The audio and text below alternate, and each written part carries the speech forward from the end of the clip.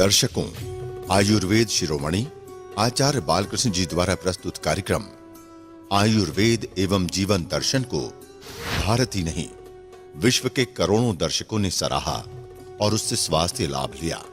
अब हम अपने दर्शकों के लिए आयुर्वेद एवं जीवन दर्शन को नए कलेवर के साथ रोगानुसार आयुर्वेदिक व घरेलू उपाय आयुर्वेद एवं जीवन दर्शन प्रस्तुत कर रहे हैं। अभी तक आपने आयुर्वेद एवं जीवन दर्शन के माध्यम से किसी एक औषधीय पौधे से अनेक रोगों के उपचार के बारे में जानकारी प्राप्त की, लेकिन अब आचार्य जी आपको किसी एक रोग में प्रयोग होने वाले विभिन्न औषधीय वृक्षों, जड़ी बूटियों व घरेलू नुस्खे के विषय में बताएंगे, जिससे आप अपने अनेकानेक असाध्य रोगों से मुक्ति पा सकेंगे। आचार्य जी का मानना है कि परंपरागत आयुर्वेदिक चिकित्सा के द्वारा सभी भयावह रोगों से छुटकारा पाया जा सकता है, लेकिन प्रयास करें कि रोग ही ना हो। स्वस्थ रहना उत्तम स्वास्थ्य का परिचायक है। इसके लिए नियमित योग व संयमित दिनचर्या का पालन करें। फिर भी कोई रोग हमें घेर लेता है तो परंपरागत आयुर्वेदिक एवं घरेलू उपचारों के द्वारा उससे निजात पा सकते हैं। शारीरिक क्षीणता व धातुजन्य रोग पुरुषों को भयावह व निराश करने वाले रोग हैं, जो मनोवैज्ञानिक व शारीरिक कारणों से होते हैं। शर्म, डर व जानकारी के अभाव से ग्रस्त युवा वर्ग नीम हकीमों के चक्कर में उलझकर इन रोगों की सही चिकित्सा नहीं करवा पाते हैं। जहां शर्म, डर व जानकारी का अभाव इन समस्याओं का बड़ा कारण है, वहीं मानसिक दबाव और अवसाद, शराब व ड्रग का सेवन, धूम्रपान, मधुमेह, हृदय रोग, उच्च रक्तचाप आदि भी इसके लिए उत्तरदायी हैं। इन रोगों की भयावह स्थिति को देखते हुए आज के अंक में आचार्य बालकृष्ण जी महाराज आपको ऐसे अनेकों आयुर्वेदिक जड़ी बूटियों एवं घरेलू उपायों के बारे में बताएंगे, जिससे शारीरिक क्षीणता, शुक्रहीनता, स्वप्न दोष, नपुंसकता आदि धातुजन्य रोगों व कामोद्दीपन आदि की समस्याओं से मुक्ति पाई जा सकती है। जड़ी बूटियां, वनस्पतियां हमें देती हैं नया जीवन, और आज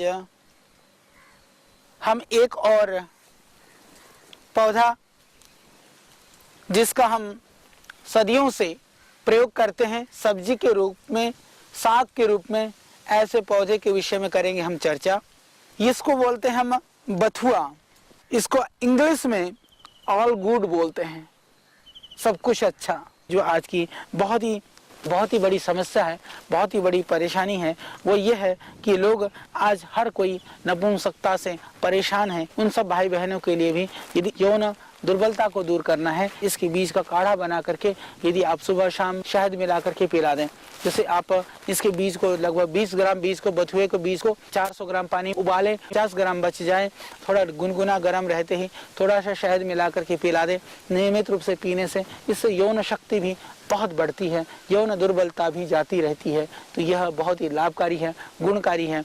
इतना ही नहीं, यदि इसके बीजों को पीस करके 5-5 ग्राम की मात्रा में सुबह शाम यदि आप पीते हैं पानी के साथ में या दूध के साथ लेते हैं, तो इससे भी यौन दुर्बलता, यौन जनित जो विकृतियां हैं वह दूर होती हैं। यह एक बहुत ही देव तुल्य यह औषधि है, यह वनस्पति है। यह वास्तव में आप प्रयोग करके देखिए। दवाई जो पैकेटों में है, सुंदर डिब्बों में है, बड़ी बड़ी फैक्ट्रियों में बनती हैं, वही दवाई नहीं होती। वो तो आपके लिए जहर भी हो सकता है, वो हार्मफुल हो सकती है। ये तो ज़्यादा कोई नुकसान करने वाली चीज़ नहीं है, अपितु यह गुण करने वाली वस्तु है। इसीलिए हम इनके गुणों को समझ करके इनका प्रयोग करें और लाभ उठाएं। अभी एक और औषधीय पौधे के साथ हम हैं आपके बीच। तो आज मैं आपके बीच में हूँ एक और औषधीय पौधे को लेकर के। ये पौधा आप देख रहे हैं मेरे चारों तरफ। इसको हम हिंदी में हम जानते हैं मालकांगनी के नाम से। मालकांगनी या इसका दूसरा नाम है ज्योतिषमती। आयुर्वेद की औषधियों में अत्यंत महत्वपूर्ण औषधि है ये मालकांगनी। ये मालकांगनी अत्यंत पौष्टिक भी है, बहुत ही पौष्टिक है। मालकांगनी के 2-3 बीज सुबह खाली पेट चबा करके पानी पी लें या नाश्ते के समय चबा करके ऊपर से दूध पी लें। 2-3 बीज प्रतिदिन सेवन करने से ही आप देखेंगे आपके शरीर में एक तरह की नई स्फूर्ति। ये चमत्कारिक प्रयोग है। हाँ, इतना ज़रूर आप ध्यान रखिएगा कि ये थोड़ी सी गर्म होती है। थोड़ी गर्म होने की वजह से ज़्यादा मात्रा में नहीं खाएं। ये वो दिव्य औषधि है। सिर्फ 2-3 बीजों के सेवन मात्र से आपकी तंदुरुस्ती, आपकी मसल्स, आपकी नर्वस सिस्टम, आपका ब्रेन इससे बिल्कुल ठीक हो जाएगा। तो आप 2-3 बीजों का सुबह सेवन करें। हाँ, इतना ज़रूर आप ध्यान रखिएगा कि ये थोड़ी सी गर्म होती है।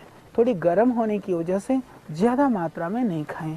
कहीं आप ऐसा सोच लें कि मैं एक दिन में ही बुद्धि बढ़ा लूँ, एक दिन में ही बिल्कुल दारा सिंह जी की तरह से मैं पहलवान हो जाऊँ, तो फिर ये आपकी भूल होगी।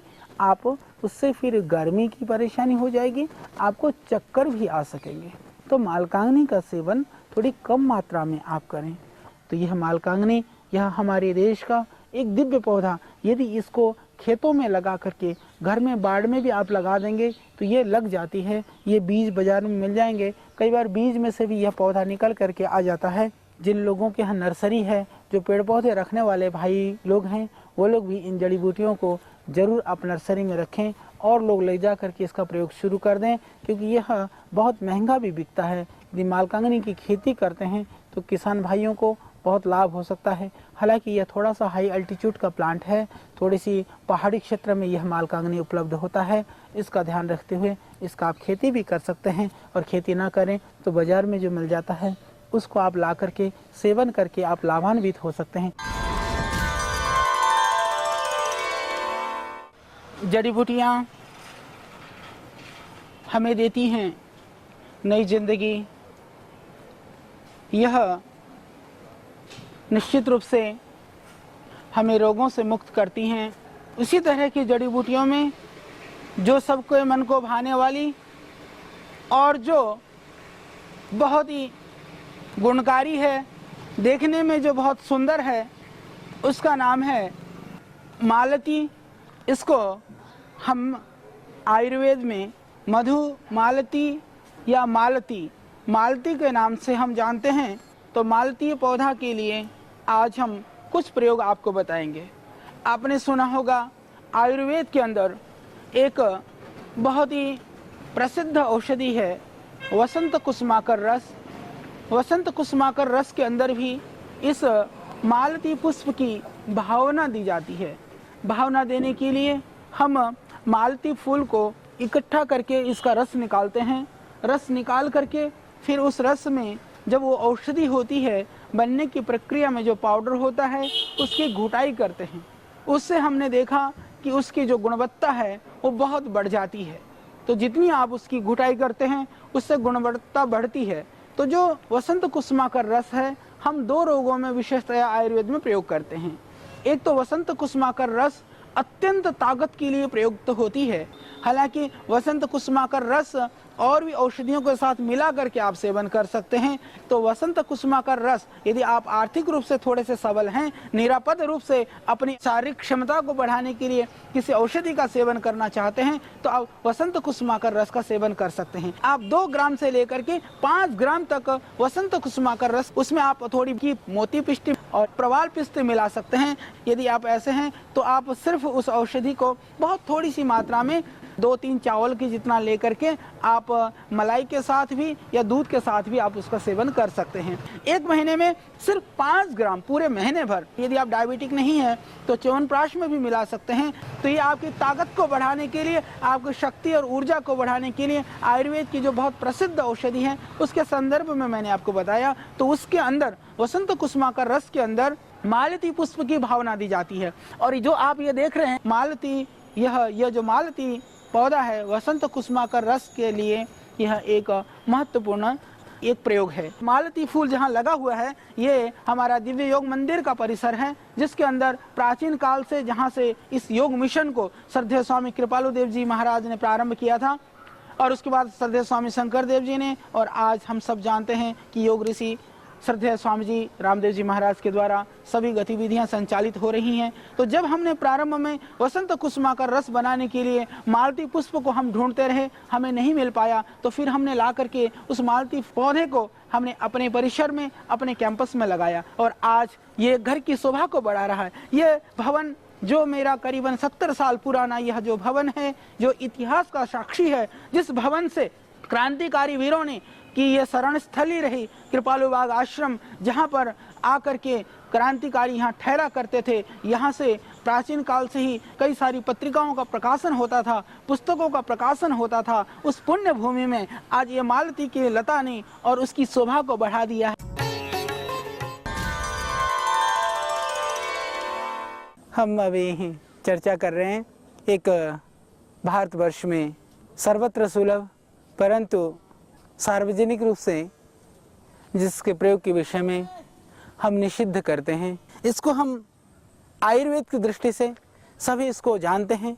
भारतवर्ष में यह सर्वत्र उपलब्ध भी होता है। हम इसको भांग कहते हैं। तो आइए हम इसके जो औषधीय प्रयोग हैं इनके ऊपर ही आज हम चर्चा करेंगे। जिनको नपुंसकता है या इस तरह के जो दोष हैं, मूत्रेंद्रिय संबंधी दूसरे विकार हैं, उनके लिए भी यदि इनके भांग के बीजों को भून करके या इसको पीस करके पाउडर बना करके पाक जैसा बना करके भांग के बीजों का 1 चम्मच यदि आप सेवन करते हैं प्रतिदिन, तो उससे आपकी आंतरिक शक्ति और यह पौष्टिकता को, शारीरिक क्षीणता को दूर करके शारीरिक क्षमता को बढ़ाने वाला है। यह बहुत लाभप्रद और गुणकारी है, उसको भी हम कर सकते हैं। आज हम चर्चा करने के लिए बैठे हैं मेरे इर्द गिर्द ये जो पौधा है, यह जो औषधि है, अकरकरा की यह एक वैरायटी है। बहुत ही अच्छे इसके प्रयोग हैं। जिनको शारीरिक क्षीणता है उनके लिए, जो पौष्टिक और धातु वर्धक जो योग है उसके लिए अकरकरा एक बहुत दिव्य औषधि है। अकरकरा के फूल या अकरकरा के मूल, उसको आप लेकर के लगभग आप 100 ग्राम अकरकरा के मूल को ले लीजिए, 100 ग्राम शतावर ले लीजिए, 100 ग्राम मूसली ले लीजिए, उसका आप पाउडर करके 1 चम्मच सुबह शाम प्रतिदिन आप दूध के साथ सेवन करें तो आपकी जो धातु क्षीणता है, आपकी जो कमजोरी है, शारीरिक शिथिलता है, वो दूर हो जाएगी। आपकी कांति, आपका तेज और आपकी शक्ति इससे बढ़ जाएगी, निश्चित रूप से बढ़ेगी। तो इस अकरकरा का आप प्रयोग कर सकते हैं। और सबसे अच्छी बात यह है कि ये अकरकरा के पौधों को भी आप अपने ऑर्नामेंटल पौधों की तरह से, आपके पास में थोड़ी सी भी जगह है, एक आध गमला भी है, तो उस गमले में लगा सकते हैं। तो एक दिव्य औषधि है, इसको आप घर पे लगाइए और इसके गुणों से आप लाभान्वित हो जाइए। पुरुष के लिए धातु क्षीणता, स्वप्न दोष होता हो या आपके शरीर में कमजोरी हो, किसी भी गलती की वजह से, असावधानी की वजह से या खान पान की दूसरी वजह से, तो कौंस के बीज, कौंस एक आयुर्वेदिक औषधि है। कौंस के बीज को शुद्ध करना होता है। जैसे आपके पास अपने आधा किलो कौंस के बीज बाजार से मंगा लिए, आधा किलो बीज को 2 किलो दूध में पोटली बना करके उसको नीचे बर्तन में टच ना होने दें, फिर नीचे से अग्नि पर, मंद मंद अग्नि पर पकाएं। जब मावा सा बन जाए, गाढ़ा बन जाए, उसको निकाल करके छिलका उतार करके पाउडर कर लें। तो आधा किलो कौंस के बीज, 250 ग्राम अकरकरा के फूल और लगभग 100-150 ग्राम तुलसी के बीज और इसमें मिला दीजिए मिश्री और आप सेवन करिए प्रातः सायं दूध के साथ। आप देखेंगे कितनी आपकी शारीरिक पुष्टि और शरीर की शक्ति आपको इससे मिलेगी और इससे आपका जो देह है वह हृष्ट पुष्ट हो जाएगा। एक बहुत ही अच्छी औषधि है ये। और इसके अतिरिक्त वाजीकरण जो योग होते हैं, बहुत सारे लोग आयुर्वेद में वाजीकरण के लिए, यानी धातु पुष्टि के लिए 2 प्रयोग अभी मैं आपको बता चुका हूँ। इसके अतिरिक्त जो है आप अश्वगंधा, सफ़ेद मूसली, अकरकरा, शतावर और इसके अलावा थोड़ी सी मात्रा में तुलसी के बीज, इसको मिला करके आप प्रातः सायं दूध के साथ ले लें। इससे आपकी धातु पुष्टि होगी और शारीरिक बल आपको मिलेगा। तो ये हुआ आपकी अकरकरा के बहुत सारे ऐसे प्रयोग। बस यही हम आज से संकल्प लें कि इन जड़ी बूटियों को अपने घर आंगन में, अपने आसपास कहीं भी हों, वहाँ बढ़ाने में हम सहयोगी बनेंगे। कल ऐसा भी ना हो कि इन जड़ी बूटियाँ जहाँ कहीं उपलब्ध हैं वहाँ से हम तोड़ करके और इन जड़ी बूटियों को समाप्त कर डालें। हम इनको बढ़ाएं, वृक्षारोपण करें, जड़ी बूटियों का रोपण करें, इनके गुणों को समझें और देश की हवा, देश की मिट्टी और देश के जल के द्वारा हम देश को निरामय और स्वस्थ बना सकें। यह हमारा अभियान और आपका साथ होगा तो निश्चित रूप से हम इसमें पूर्ण सफल हो पाएंगे। तो आज हमने जाने अभी इन अकर करा के गुणों को